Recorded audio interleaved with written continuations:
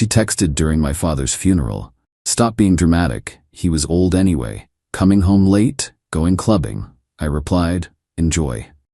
Then I emptied the house while she partied and left divorce papers on her pillow. When she stumbled in drunk at 4 a.m. to a completely bare home, I, 36 male, was standing at my father's graveside when the text came through. My wife Kendra, 33, had left the funeral for work emergency an hour earlier. Dad had just been lowered into the ground. My mom was sobbing into my shoulder. My phone vibrated. Kendra, still at that depressing thing? Stop being so dramatic. He was old anyway. Coming home late, going clubbing with the girls. You need to get over this moping already. It's been 3 days. 3 days since my dad died of a sudden heart attack. 3 days. My mom saw my face change. What's wrong, honey? Nothing, Mom. Just work stuff. I typed back one word, enjoy. Then I made a decision that had been building for months. This wasn't the first time Kendra showed zero empathy. But disrespecting my father's funeral? That was the line. My cousin Pete, 39M, was there. Contractor, owns his own moving company. Pulled him aside. Pete, I need your truck and your crew, right now. Now? Bro, we're at Uncle's funeral. Showed him the text. His face went dark. Okay. What do you need? Everything that's mine out of my house, today, while she's clubbing. Done. The boys are actually free. Was gonna give them the day off for the funeral, but they need the hours. My mom tried to insist I come to the reception. Made excuses about needing to handle Dad's paperwork immediately. She understood. Dad was always the handle business first type. By 2 p.m., I was at the house with Pete and 4 of his guys. Also had my brother-in-law Jerome, he's a lawyer, on speakerphone, getting emergency divorce papers ready. The thing about Kendra, she never paid attention to what was actually mine versus hers versus ours. Most of our furniture? I bought it before marriage or inherited from my grandmother. The TV, gaming systems, kitchen appliances, all purchased by me, receipts in my name. Even her precious wine collection was stored in my wine fridge that I bought myself as a birthday present. The movers were surgical. My grandmother's dining set. Kendra always said it was too old-fashioned anyway. The living room furniture I bought with my first bonus, my home office entirely. Desk, chair, computer, monitors, the works. The bedroom set, bought before marriage. Every kitchen appliance except the microwave, that was hers. All my books, vinyl records, tools, the smart TV and entertainment system. Even the good towels, wedding gift from my side. Left her clothes and makeup, neatly piled in the corner. The microwave, her yogurt maker she used once. The couch her mom gave us, ugly as sin. One folding chair from the garage, her photos and personal items.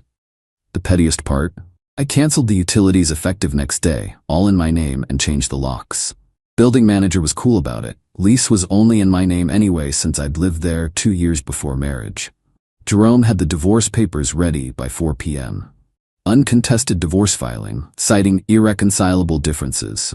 Very generous. She gets her car, still making payments, lol, her personal belongings, and nothing else. No alimony request since she makes more than me at her marketing job. Left the papers on her pillow. Well, on the floor where her pillow would have been if I hadn't taken the bed. Also left a printed copy of her text with a note. Enjoyed my evening handling my father's affairs. Your belongings are in the corner. Utilities end tomorrow. You have 30 days to move per lease requirements. Don't contact me except through lawyers. Then I went to my mom's house. We looked through Dad's photos and cried together. Like normal people do when they lose someone. Update 1. It's been 48 hours since the funeral, and hoo boy. Kendra came home at 4:17 a.m. Ring doorbell still sends me notifications. The video is her stumbling drunk, trying her key 3 times, then slowly realizing it doesn't work. The confusion, the panic, then finding the lockbox with the new key I left for her. Jerome said I had to give her access for 30 days. The scream when she got inside woke up 3 neighbors. Mrs. Patterson called the cops thinking someone was being murdered. 6 a.m., the text started. 67 of them in 2 hours. Evolution was fascinating. WTF, WTF, WTF. Where is everything? This isn't funny, bring it back. You can't do this. I was joking about your dad. You're overreacting. I'm calling the police. The police say it's a civil matter. Please answer me. You're being abusive. I'll destroy you in court. Called Jerome. He laughed. She can't destroy anything. No kids, short marriage, she makes $90 to your $70K, and you have documented cruelty during a family death. Judge'll laugh her out of court. Then came the flying monkeys. Her mom Deidre called. How could you leave my baby with nothing? She has her belongings and a folding chair. She says you stole everything. I took my property, premarital and inherited items, have all receipts. She was grieving too. Your father was like family to her. Really? Which funeral home was she grieving at last night? Tequila Sunrise or Club Paradise? Her best friend Astrid, you need therapy. This is psychotic behavior. What's psychotic is texting stop being dramatic. He was old anyway about someone's dead father during the burial. She didn't mean it like that. How did she mean it? Like stop being so sad. At his funeral. Well, when you say it like that, goodbye Astrid. But the best part? Kendra's job. See, she'd told her boss she needed 3 days off for a family emergency. Even got bereavement leave because her father-in-law, who was like a father to her, died. But remember that clubbing night? She posted it all on Instagram. Stories of shots, dancing on tables, making out with some random dude. Yeah, caught that too. Captioned, living my best life. Freedom Friday. Her coworker Heather, who follows her, saw everything. Heather, who had to cover Kendra's emergency workload. Heather, who missed her own anniversary dinner to handle Kendra's Friday presentation. Heather took screenshots. Heather sent them to their boss with the subject line, Kendra's family emergency Thursday night. Kendra wasn't fired, but she got written up and lost her quarterly bonus. That's $5 gone. She tried to contest the divorce filing, said she needed time to process the emotional trauma. Judge gave her 30 days to respond, but wouldn't delay the initial filing. Update 2 Week 2. The entitlement went nuclear. First, she tried to break back in while I was at work. Changed the locks without telling me, illegally but whatever. Got home to find the door damaged and her inside, trying to move my grandmother's china cabinet. This is still my home. For 18 more days. And breaking and entering is a crime. You can't prove I broke in. I live here. Showed her the ring footage of her literally crowbarring the door. The police are on their way. She ran. Left the crowbar. Cops took a report but said since she technically still lived there, it was complicated. But the property damage? That's a crime. Didn't press charges but documented everything. Then she got crafty. Filed a restraining order claiming I was financially abusing her by taking all the furniture. Judge took one look at my receipts and her $90K salary and threw it out. But I had to miss a day of work for court. The smear campaign started next. Facebook posts about being abandoned by a narcissist during her time of grief. What grief? She literally posted club videos the night of the funeral. My dad's sister, Aunt Ruth, absolutely destroyed her in the comments. Grief? You left Bob's funeral saying you had diarrhea, then posted yourself doing tequila shots 2 hours later. We all saw it. You're lucky all he did was take his furniture. Bob would have haunted your disrespectful forever. Post deleted within an hour. But here's where she really messed up. Remember that guy she was making out with at the club? Turns out he's married. His wife found the videos through a mutual friend. His wife is a partner at Kendra's dream company, the one she'd been interviewing with for months. Guess whose final interview got mysteriously canceled? The rage texts that night were unhinged. You ruined my career. That job was mine. You must have called them. I'll sue you for interference. Didn't respond to any of it. Just forwarded to Jerome. Then came the extinction-level stupid move. She tried to sell my dad's tools. I'd moved them from the house to Mom's garage. But Kendra knew where the spare key was hidden. She loaded up Dad's entire tool collection, some vintage stuff from his father, worth probably $15 total, and listed them on Facebook Marketplace. My uncle saw the listing. Called me immediately. I drove over with the police this time. She was in the garage negotiating with some buyer. Those are stolen property, I told the buyer. Here's the will showing they were left to me. Here's the death certificate dated 2 weeks ago. Buyer ran. Kendra tried to play it off. I thought they were communal property. Cop, ma'am, you're selling items from an estate that's still in probate. That's theft. He's my husband. It's partly mine. Ex-husband, I corrected. And no, inheritance isn't marital property. She got arrested. Actually arrested. Spent a night in jail before Deidre bailed her out. The charges were dropped eventually. Jerome negotiated that in exchange for her signing the divorce papers immediately, but her employer found out about the arrest. Another write-up. She's one strike from termination now. Update 3 Week 3. Kendra's world was crashing hard. She couldn't afford the apartment alone. Our rent was $2,200 a month, and while she made more than me, she had insane spending habits. Designer bags, weekly nail appointments, that kind of thing. Her solution?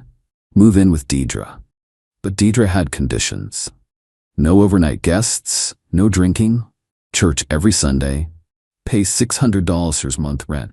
Kendra lasted exactly one Sunday at church before she was caught on the church's security camera sneaking out during service to smoke weed in the parking lot.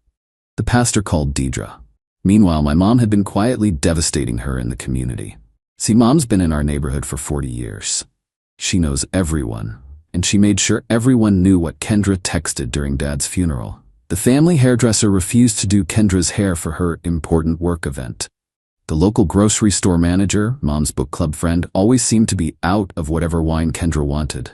The gym? Suddenly her key card had technical issues every other day. Petty? Maybe. But Mom was grieving and angry. Dad had been beloved in the community. He coached Little League for 20 years. Kendra's disrespect wasn't just to me, it was to his memory. Then Kendra made her final, stupidest move. She created a fake dating profile for me. Used my photos, my real name, my real job. But the bio? Recently divorced, looking for someone to take care of me financially. No fatties, must be willing to pay for everything. I have mommy issues, and daddy just died, so I'm emotionally unstable. A coworker's wife saw it, showed him. He showed me. I was gonna ignore it, but Jerome said absolutely not. This was defamation and identity theft. We filed a police report and sued. Her lawyer, the cheapest one she could find, tried to argue it was satire. The judge wasn't amused, especially when we showed the messages she'd sent to women who matched with me, saying things like, I have herpes, and I'm actually married, want to be my side piece? She was ordered to pay me $10,000 in damages. Money she didn't have. Final update. It's been 2 months since Dad's funeral. The divorce is final. Here's where everyone ended up. Kendra, fired from her job. The dating profile thing was the final straw. Living in Deidre's basement. Working part-time at a call center. Owes me $10,000 she can't pay. Garnishing wages. Posted about being a survivor of narcissistic abuse. Got 3 likes. New boyfriend dumped her when he Googled her and found the arrest record. Tried to start a coaching business for women escaping toxic men. 0 clients. She sent one last text last week. I hope you're happy. You destroyed my life over nothing. I replied, you destroyed your own life. I just stopped cushioning your fall. Then I blocked her. Stuck with Kendra indefinitely. Had to put locks on her bedroom door because Kendra kept borrowing money. Unfriended by half her social circle who were disgusted by the funeral thing. Posted about supporting her daughter through abuse. Comments were just laughing emojis. The flying monkeys. Astrid apologized after seeing the actual funeral text. Other friends ghosted Kendra when they learned the truth. Her coworkers made a group chat specifically to share her messy posts. Living in a nice 1-bedroom closer to Mom. Seeing a therapist. Grief is real, even without the drama. Dad's tools are displayed in my new place. I think about him every time I use them. Got promoted at work. Turns out I was less stressed without Kendra. Started dating Rita from grief counseling. She gets it. Mom and I have dinner every Sunday. Mom. Still devastating Kendra through pure community networking. Started a memorial scholarship in Dad's name. Goes to grief counseling with me sometimes. Told me Dad would be proud of how I handled everything. Keeps one of the divorce papers framed in her craft room. Savage, Mom. Last I heard through the grapevine, Kendra tried to crash Dad's memorial baseball game. We hold it annually now. The entire team formed a human wall. The photos were beautiful. My uncle gave a speech about respect for the departed while staring directly at her. She left crying. Do I feel bad? No. She texted, he was old anyway, while they were lowering my father into the ground. She went clubbing while my family mourned. She tried to sell his tools. She made fake profiles. She attempted to destroy my reputation. All I did was take my furniture and leave papers on where her pillow used to be. Everything else? That was just the universe giving her exactly what she deserved. Dad always said, "Son, when someone shows you who they are, believe them the first time." I should have believed her the first time she complained about having to attend my grandmother's funeral because it conflicted with a spa day. But hey, better late than never. To everyone asking, yes, I kept the crowbar she used to break in. It's displayed next to Dad's tools with a label, Exhibit A in Why I'm Single and Happy. Rita thinks it's hilarious. Mom wants to bronze it.